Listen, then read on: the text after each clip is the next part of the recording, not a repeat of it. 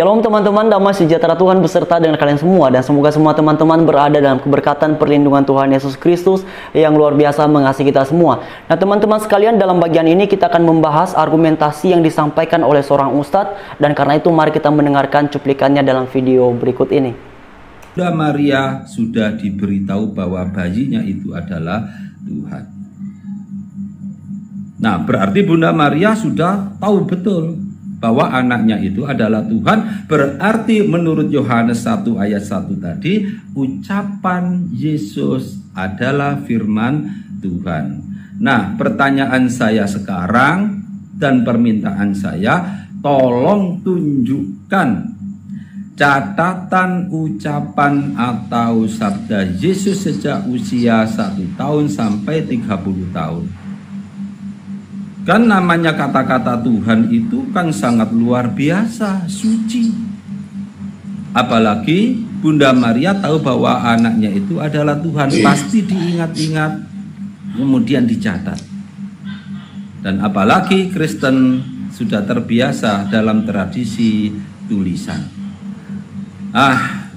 Saya yakin Anda tidak akan mampu menunjukkan kepada saya catatan ucapan Yesus yang ditulis oleh Bunda Maria ataupun siapa di masa usia 1 tahun sampai 30 tahun. Ya, saya minta sekarang, karena Anda mendesak, ya, tunjukkan pada saya. Kalau Anda bisa menunjukkan, kan katanya Yesus itu firman, Yesus itu adalah Tuhan, berarti sejak kecil Yesus, ucapan Yesus itu adalah firman Tuhan. Sekarang tunjukkan, mana? Ya. Saya yakin Anda tidak mampu. Ajaklah pendeta-pendeta seluruh dunia maupun pastor, bahkan paus, minta tolong pada paus juga ataupun pendeta dan siapa saja untuk bisa menunjukkan ke dunia, di hadapan dunia ini, catatan ucapan Yesus sejak usia 1 tahun sampai 30 tahun. Kan katanya firman telah menjadi manusia. Nah, berarti saat kelahiran Yesus di dunia ini, ya ucapan-ucapannya adalah firman Tuhan. Lah firman Tuhan kok nggak dicatat? Nah, kalau Anda tidak bisa menunjukkan, pendeta-pendeta seluruh dunia tidak bisa menunjukkan, bahkan paus-paus pun tidak bisa menunjukkan, maka ingatlah bahwa ayat-ayat Yohanes yang mengatakan bahwa firman adalah Tuhan dan firman telah menjadi manusia adalah bohong. Nah teman-teman sekalian, sebenarnya pertanyaan seperti ini bagi saya secara pribadi adalah hal yang biasa, karena kalau di kalangan mahasiswa-mahasiswi teologi yang baru masuk, pertanyaan ataupun argumentasi semacam ini sering sekali dibahas karena memang didorong oleh ketidaktahuan akan tradisi Yahudi kuno tepat di mana Tuhan Yesus lahir. Selain daripada itu teman-teman sekalian, mengenai argumentasi ataupun pertanyaan yang sudah sedemikian rupa diformulasikan oleh beliau, karena memang beliau tahu bahwa hal demikian tidak bisa dibuktikan karena memang pada dasarnya tidak ada. Dan ini sebenarnya sangat-sangat tidak objektif. Dan kalaupun misalnya ini dinilai sebagai sesuatu yang bersifat objektif, maka saya pun juga bisa membuat sebuah formulasi kalimat dan kemudian akan menggunakannya sebagaimana beliau ini menggunakannya terhadap iman Kristen. Dan sebenarnya sebelum beliau pun bertanya tentang hal ini, di dalam Alkitab sudah diberikan jawabannya. Dan karena itu teman-teman, mari kita memperhatikan sebagaimana semua teman-teman bisa melihat yang ada di screen. Yohanes pasal 1 ayat 25 dikatakan begini. Masih banyak hal-hal lain lagi yang diperbuat oleh Yesus, tetapi jikalau semuanya itu harus dituliskan satu persatu, maka agaknya dunia ini tidak dapat memuat semua kitab yang harus ditulis itu. Jadi Pak Ustadz yang terhormat, sebelum Pak Ustadz pun bertanya, Alkitab di dalam kitab Yohanes pasal 21 ayat yang ke-25 sudah memberikan penjelasan mengenai hal itu. Kemudian teman-teman sekalian, di dalam kitab Ulangan pasal 29 ayat yang ke-29 dikatakan bahwa hal-hal yang tersembunyi ialah bagi Tuhan Allah kita, tetapi hal-hal yang dinyatakan ialah bagi kita dan bagi anak-anak kita sampai selama-lamanya. Jadi Pak Ustadz, Alkitab Kristen yang terdiri dari kitab Kejadian sampai kepada kitab Wahyu adalah pesan-pesan yang Allah nyatakan kepada umat manusia. Dan inilah yang memang perlu untuk diketahui oleh umat manusia.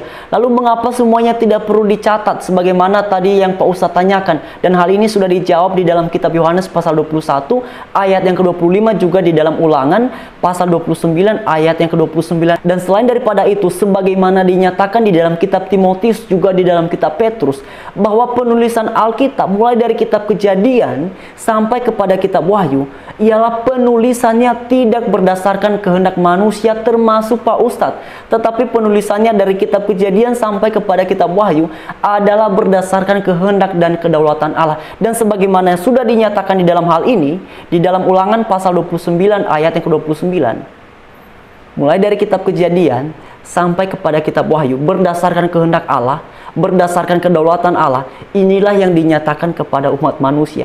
Jadi Allah tidak diatur-atur oleh manusia, Allah lah yang mengatur manusia. Jadi apa yang Pak Ustadz tanyakan sejauh ini sudah terjawab. Nah, kemudian teman-teman, mari kita belajar secara sekilas tentang tradisi Yahudi sebagaimana teman-teman semua bisa memperhatikan di screen. Yang pertama adalah mengenai penggolongan usia. Kalau dalam tradisi Yahudi, usia seorang anak dibagi menjadi 8 klasifikasi. Nah, teman-teman bisa memperhatikannya di sini, baik itu mulai dari usia bayi sampai usia remaja, ini terdiri dari 8 klasifikasi. Selain daripada itu, teman-teman sekalian, mari kita memperhatikan pada bagian selanjutnya. Dari 8 klasifikasi usia dalam tradisi Yahudi, ada 3 klasifikasi usia Tuhan Yesus yang dicatat di dalam kitab Injil. Pertama adalah Yelet, kemudian Gemul, kemudian adalah Bahur. Nah, mengapa bagian ini muncul? Karena ini adalah momen-momen penting yang paling penting dalam tradisi orang Yahudi. Salah satunya adalah sebagaimana teman-teman bisa memperhatikan di screen, bahwa pada usia 12 tahun seorang laki-laki Yahudi harus melakukan upacara yang disebut dengan bar mitzvah atau anak hukum.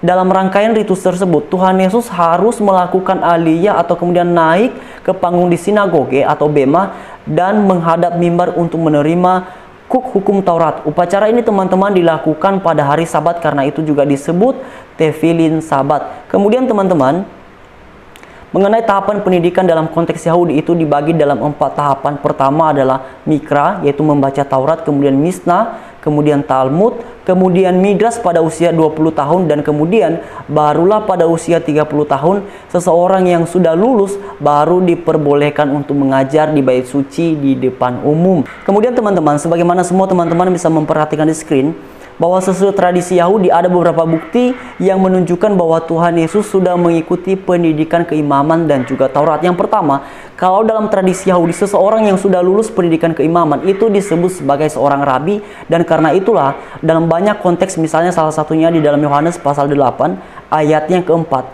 Yesus itu disebut sebagai seorang rabi. Sekalipun orang-orang Saduki, orang-orang Farisi ataupun kemudian kalangan ahli Taurat tidak senang dengan cara Tuhan Yesus mengajar, tetapi mereka harus tetap menyebut Tuhan Yesus sebagai seorang rabi, karena memang kemungkinan terbesarnya selain daripada Tuhan Yesus sudah mengikuti pendidikan keimaman dan juga Taurat, ia juga memiliki kemampuan yang lebih daripada mereka. Jadi sekian teman-teman, semoga bagian ini memberikan edukasi yang baik kepada kita semua, dan khusus kepada Pak Ustadz dengan argumentasi yang sudah disampaikan tadi, saya pikir melalui konten ini sudah terjawab semuanya. Ingat bahwa Alkitab kami, Alkitab Kristen dari kitab Kejadian sampai kepada kitab Wahyu, penulisannya bukan atas dasar kehendak manusia termasuk Pak Ustadz, tetapi berdasarkan kehendak Allah sendiri. Jadi sekian teman-teman sekalian, damai sejahtera Tuhan beserta dengan kita semua. Haleluya, Shalom.